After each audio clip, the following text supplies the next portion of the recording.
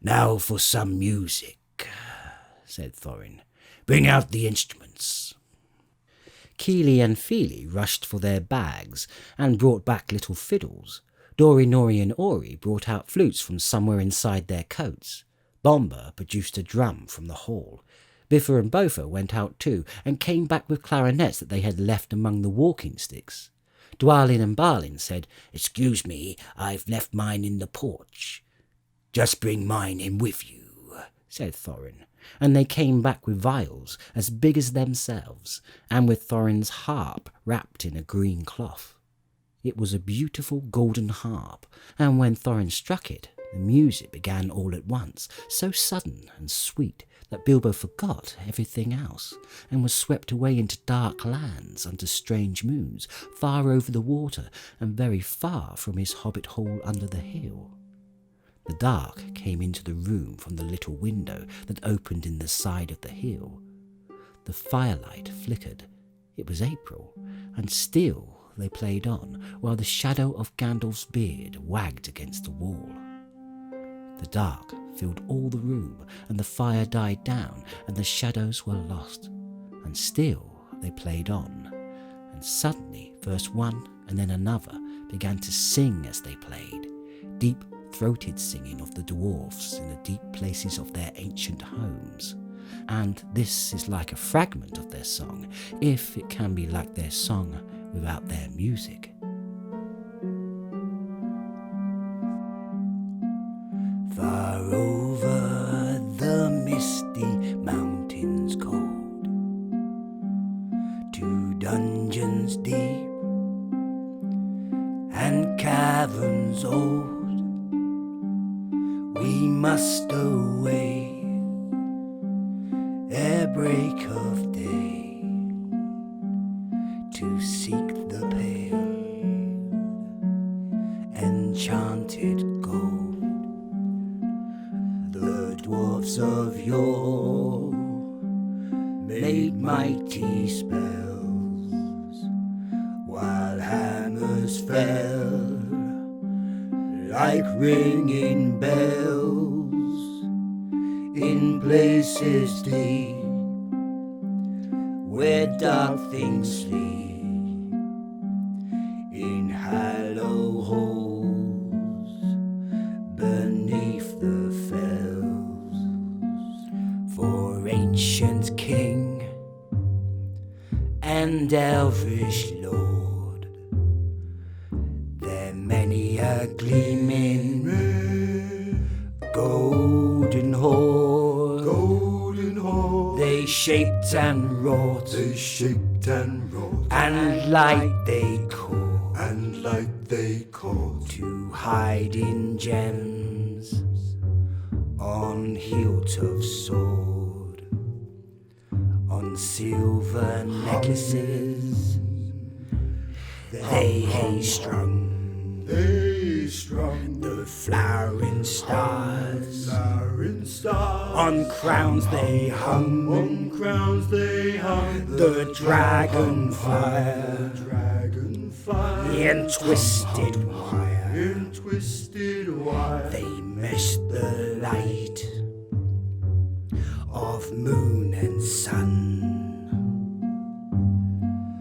Far over the misty mountains cold, to dungeons deep and caverns old, we must away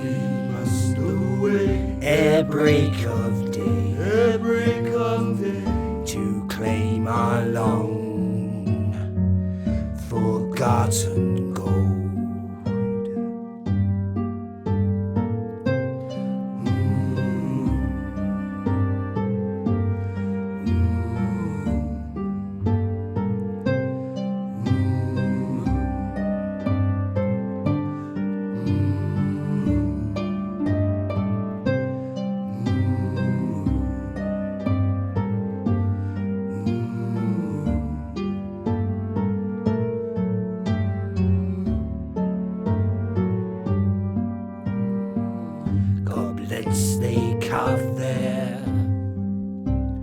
for themselves, and harps of gold where no man delves. There lay they long, and many a song was sung unheard by men or elves. The pines were roaring on the height, the winds were moaning in the night. The fire was red, the fire was red, it flaming spread, it flaming spread. The trees like torches blazed with light, the bells were ringing in the dale. The men they looked up with faces pale. The dragons there, more fierce than fire, laid low their towers and houses frail. The mountains smoked beneath the moon. The dwarves they heard the tramp of doom. They fled their hall to die in fall beneath his feet, beneath the moon. Far over the misty mountains grim, to dungeons deep and caverns dim, we must away,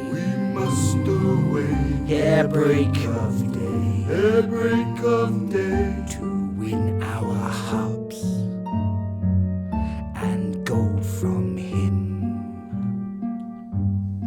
As they sang, the hobbit felt the love of beautiful things made by hands and by cunning and by magic moving through him. A fierce and jealous love, the desire of the hearts of dwarves. Then something tookish woke up inside him, and he wished to go and see the great mountains, and hear the pine trees and the waterfalls, and explore the caves and wear a sword instead of a walking stick. He looked out of the window. The stars were out in the dark sky above the trees. He thought of the jewels of the dwarves shining in dark caverns.